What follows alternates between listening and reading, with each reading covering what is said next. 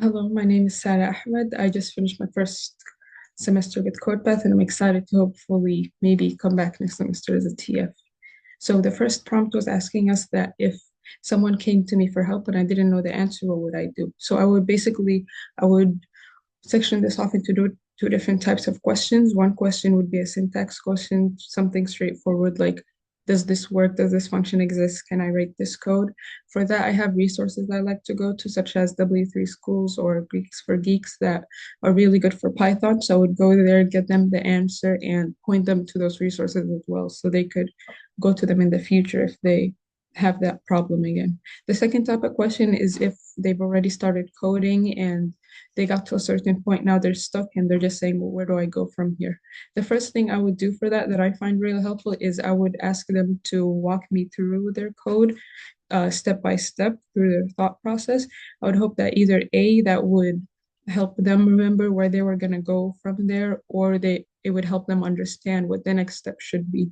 If not, hopefully that would jog up my memory of an example that's similar that I've done before, or something from my notes that I've seen that could help me help them.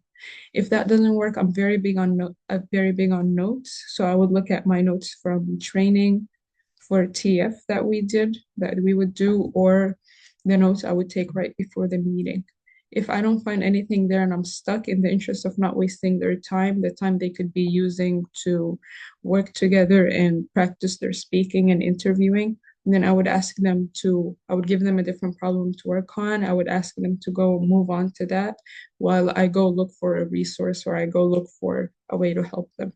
And then I would come back and give them the answer. If we run out of time, then I would offer office hours, of course, or maybe DM them the resource after because I really want them to get the help they want.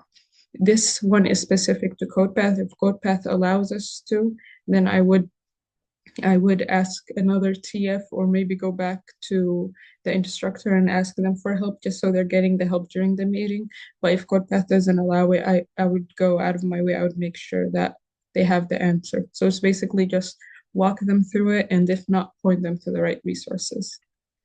The next prompt is I have to escalate a situation of a student who is away from their keyboard and being unresponsive to program lead list penny.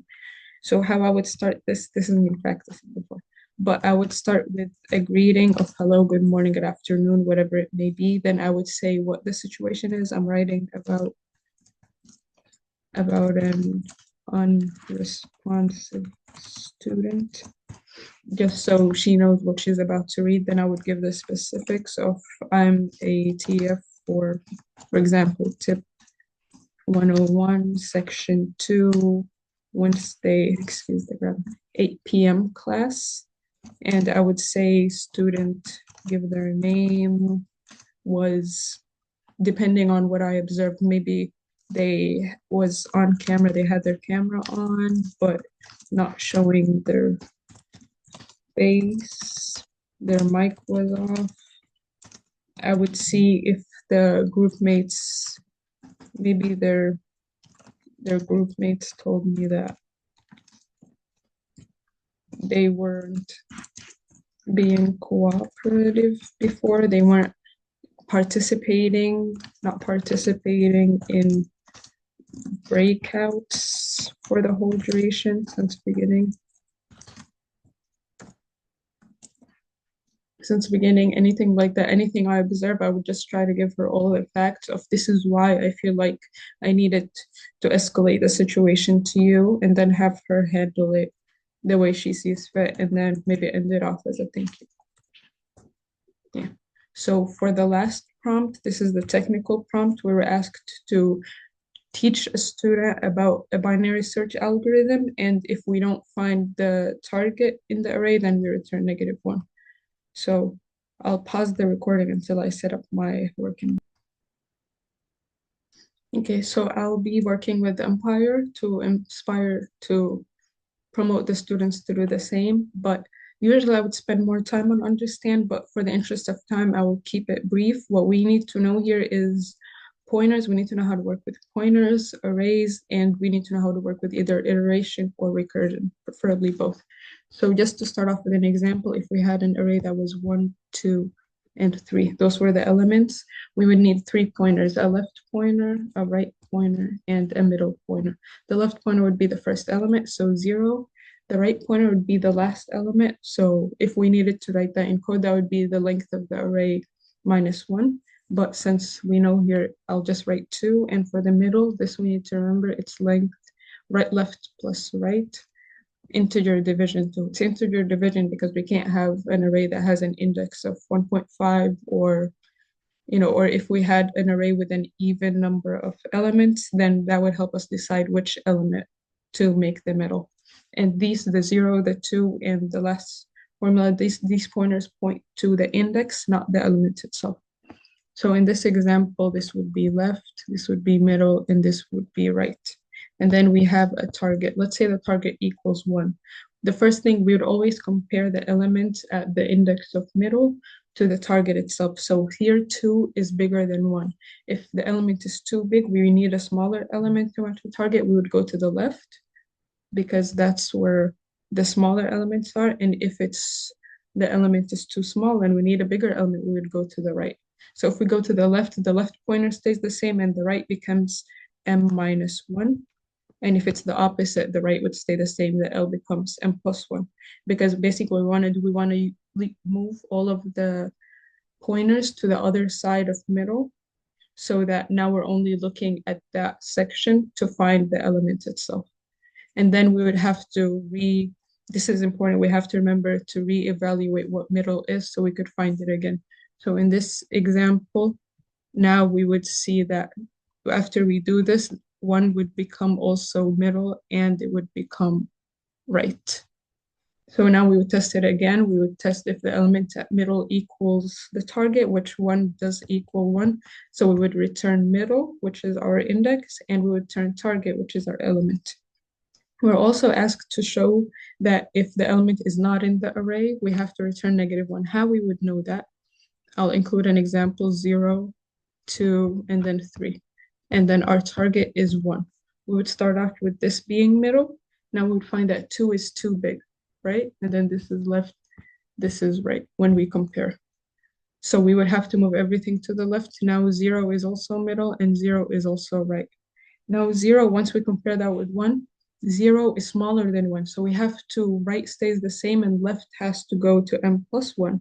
So now we have that right here. R is still going to be 0, and now m is going to be 2, and left is going to be 2. This is the key point. This, if you know recursion, you would be able to identify that this is our base case. If left becomes greater than right, then we know that the element does not exist because left should always be less than or equal to right. And then that's when we would return -1. So since we don't have much time, I'll speed through the match and plan. But we would either do iteration, a while loop, or recursion. I'll do recursion since I know not very many people have practiced with that, so I want to showcase that. But if we had more time, then in the evaluating part of umpire, I would also show iteration and then we could compare them. But we'll use recursion. This will be one base case when left is greater than right, and the other base case would be if we actually found target to return the M, which is the index, and target. So I'll pause the recording to switch over to my work environment. So I'm not too fast of a typer, so I typed out the code just so I would save time, but I'll still walk you through the code. This is an example, the example input I'm putting in. So first we're going to define the function. It's going to take in the array, target, and our 3 pointers. We have one base case we mentioned, which is if we found the element itself at equals target, then we would return the index and the target. Second base case, if the left pointer is greater than the right pointer, we know that the element is not in the array, and we'd return -1. Else, now we have our recursion where we return the function itself again. Before we do that, we have to adjust our pointers. So because otherwise we would just be checking for the entire element over and over again. So one case would be if the element is greater than target and we know that we have to go to the left pointer stays the same as I mentioned, and right becomes m minus 1.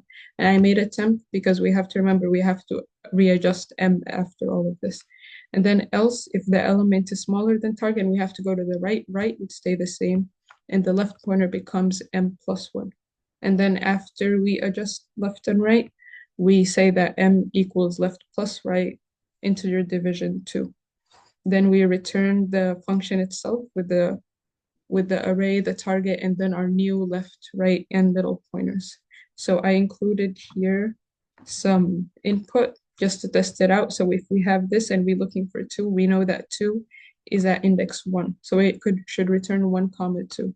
So when I run it, it returns 1 comma 2. If we test for 30, 30 is not in the, or if we test for, yeah, let's test for 30. 30 is not in the array, so it should return negative 1. It returns a negative 1. If we test for 1, it should return 0 comma 1, 0 comma 1. So thank you.